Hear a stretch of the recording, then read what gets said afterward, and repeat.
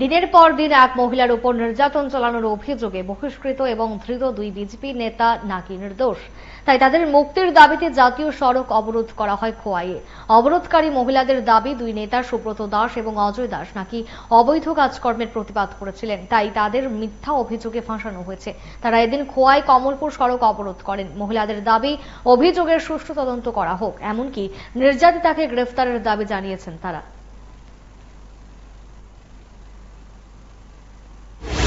ছেলে বিয়ে করে আনছি, কত কষ্ট কাজকর্ম করে, আমরা গরিব মানুষ।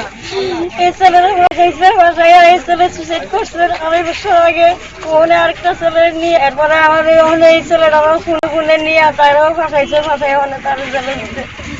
রাত্রে 12টার সময় ফোন করতো, ফোন করে নিত, বাড়িতে পুরুষ লোক না থাকলে নিত, নিয়ে সেরা এই করতো, আর না গেলে কইতো ফাঁসি দিব, সুইসাইড করবো, এই বয়ে গেছে বড় ফাঁসাইয়া দিছে স্যার। দেহ ব্যবসা করে সুব্রত দাস, তাই গেছিল মানে বিচার করতো, গেছে বলে তাই ফাঁসাই দিছে। তাই জানার পরে ফাঁসে অনেক থানা বিনা দোষে তাই দুইটা নিচে নিচে যে অনেক আনতে গেছে, একজন না শুধু দুইজন, সুব্রত দাস আর অজয় দাস নামে দুইজন বিনা কারণে জেলে ঢুকাই রাখছে। আমরা তাই শাস্তি চাই। তাই নিয়ে দেহ ব্যবসা করে, কদিন পরে মানুষরা ফাঁসায়। এই কয়দিন আগে একজন দেহ ব্যবসা নামে সুইসাইড করছে, আমার বাড়ি আমার ছোট দেওয়ার সুইসাইড করছে এই মহিলার কারণে।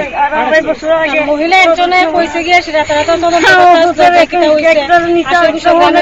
কইছে, কিন্তু গ্রামের কথা কি গ্রামের দাদারা যে গেছে থানাতে তারা আনতো, তারা দিছে না, করছে 3 মাসের আগে থানা ছাড়তো না যে একজন মহিলার কথা যে আপনারা এটা করছেন, এটা তো ঠিক হয়েছে না। তাই একজন সমাজসেবী বিজেপির একজন কর্মী, তারা দুজন তারা বেরিয়ে নিছে, আর লগে আরো অনেক মানুষ আছে, তারা পিছনে তারা টাকা দিয়া ষড়যন্ত্র করে মহিলা স্বামীরা একখানা যে করছে করে ছিল, তারা এই বেরিয়ে নিছে।